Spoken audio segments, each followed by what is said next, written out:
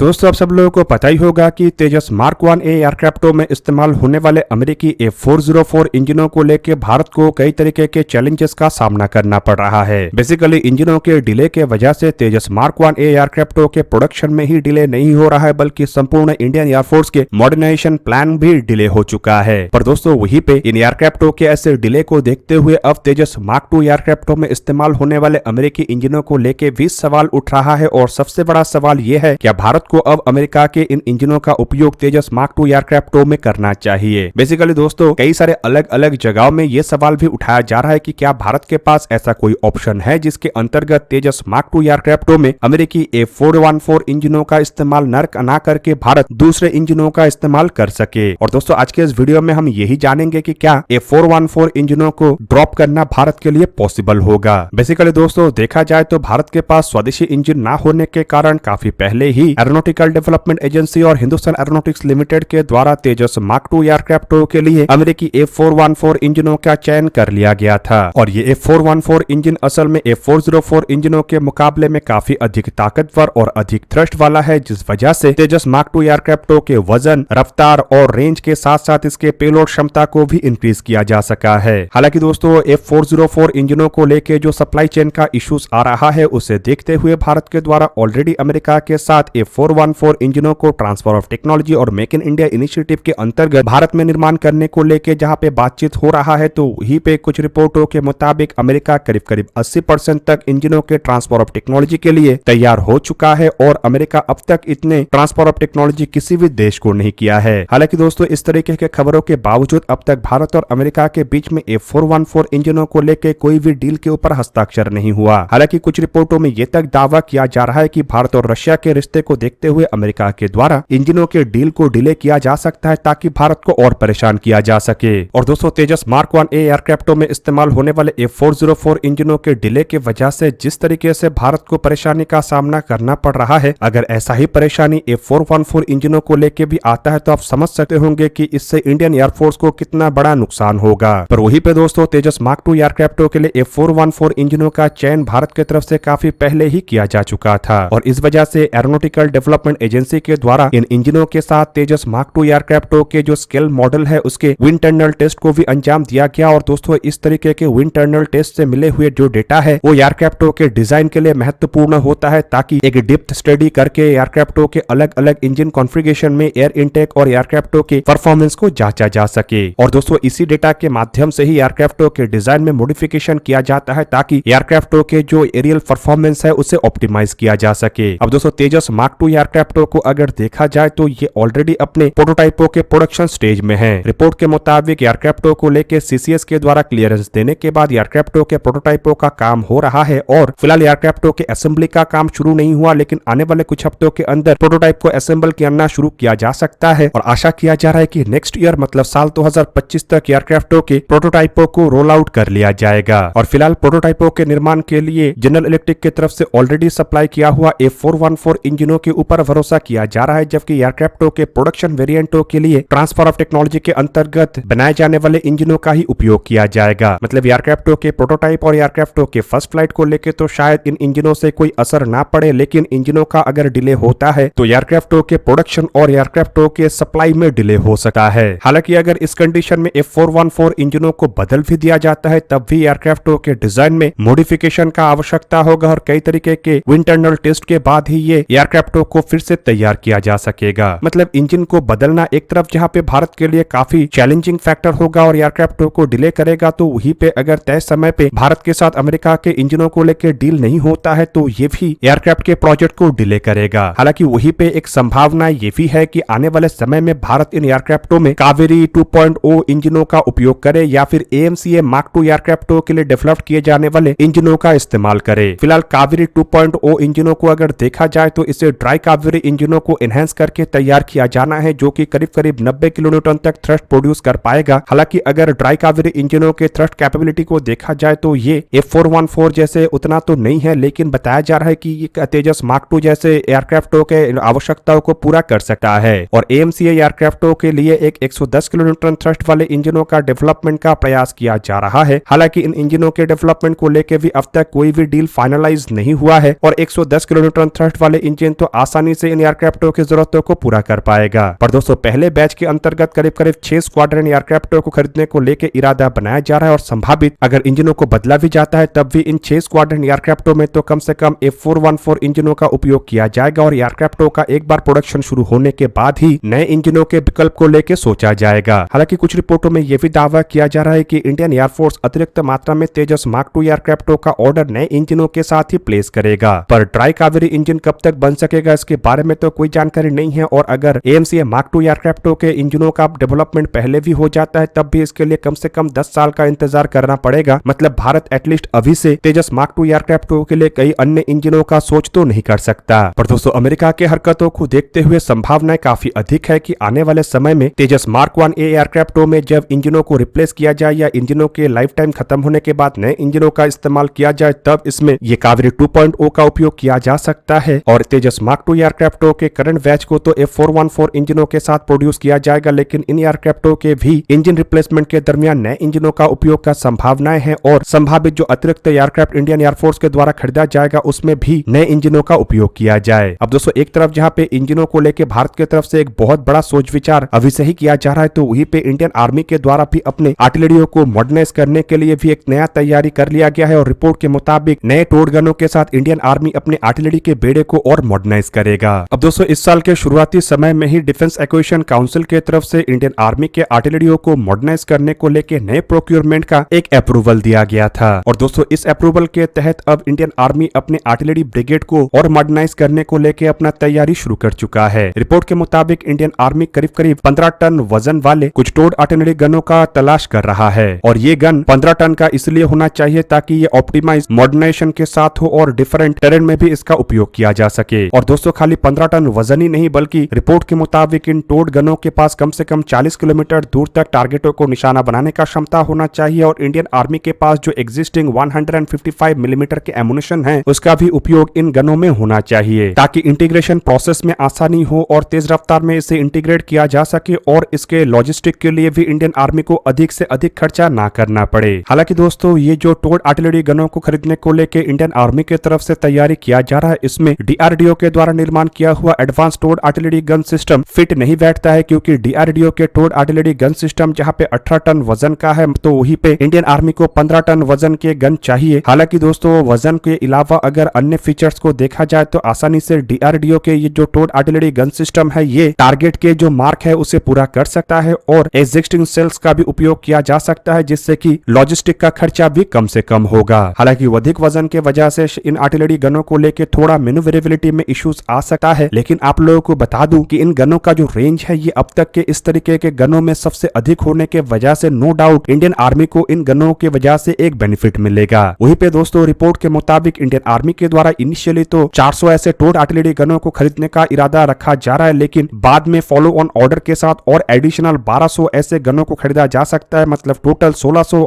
ऐसे gun Indian army खरीदना चाहता है। और दोस्तों इंडियन आर्मी की तरफ से ऑलरेडी ऐसे मॉडर्नाइजेशन प्रोसेस के लिए साल 2022 के दिसंबर महीने में ही एक रिक्वेस्ट फॉर इंफॉर्मेशन जारी किया जा चुका है। डिफेंस एक्विजिशन काउंसिल की तरफ से अप्रूवल मिलने के बाद टोड आर्टिलरी गन सिस्टमों को लेकर एक इंडिजिनियस प्रयास भी चल रहा है और रिपोर्ट के मुताबिक DRDO एक हल्के वजन के इंडिजिनियस ऑल्टरनेटिव को भी बनाने को लेकर अपना प्रयास चला रहा है। हालांकि रिपोर्टों में यह भी दावा किया जा रहा है कि DRDO का ये जो प्रयास है इसके अंतर्गत साल 2025 में ही इस तरीके के गन बन सकेगा। जबकि आप लोगों को यह भी बता दूं कि ऑलरेडी भारत की तरफ से धनुष जैसे गनों का भी डेवलपमेंट किया जा चुका है जो कि बोफोर के एक भारतीय वर्जन है और धनुष गन करीब 13 टन वजन का है। मतलब ये वजन के क्राइटेरिया में भी फुलफिल होता है और धनुष गन 155 बाय 45 मिलीमीटर के एमुनेशन का उपयोग करता है, जबकि इसके एक अपग्रेडेड वर्जन भी बनाया जा रहा है जो कि 155 मिलीमीटर बाय 52 कैलिबर के एमुनेशन को कैरी कर सकेगा। और दोस्तों करंटली धनुष गनों का जो रेंज है वो करीबन 38 किलोमीटर है, लेकिन इसके अपग्रेडेड वर्जन 42 से लेके 60 किलोमीटर दूर तक टारगेटों को निशाना बना सकेगा। मतलब करंटली अगर देखा जाए तो धनुष गनों के पास भी इंडियन आर्मी के रिक्वायरमेंट को पूरा करने का क्षमता नहीं है, लेकिन DRDO एक तरफ जहां पे टोड आर्टिलरी गन सिस्टम मतलब ATAGS को हल्का करके इंडियन आर्मी के रिक्वायरमेंट को पूरा करने का प्रयास कर रहा है, तो वहीं पे दूसरी तरफ धनुष गनों के जो रेंज है उसे अपग्रेड करके बढ़ा के इंडियन आर्मी की आवश्यकताओं को पूरा करना चाहता है। दोस्तों आप लोगों को क्या लगता है कि क्या इंडियन आर्मी के द्वारा भारत के इन जरूरतों को देखते हुए अपने हथियारों को अपग्रेड किया जा सकेगा? कमेंट करके अपनी राय अवश्य दीजिए। दोस्तों आज के इस वीडियो को यही पे ही करते समाप्त। किसी और एक दिन किसी और एक वीडियो में मिलेंगे, तब तक के लिए जय हिंद, वंदे मातरम।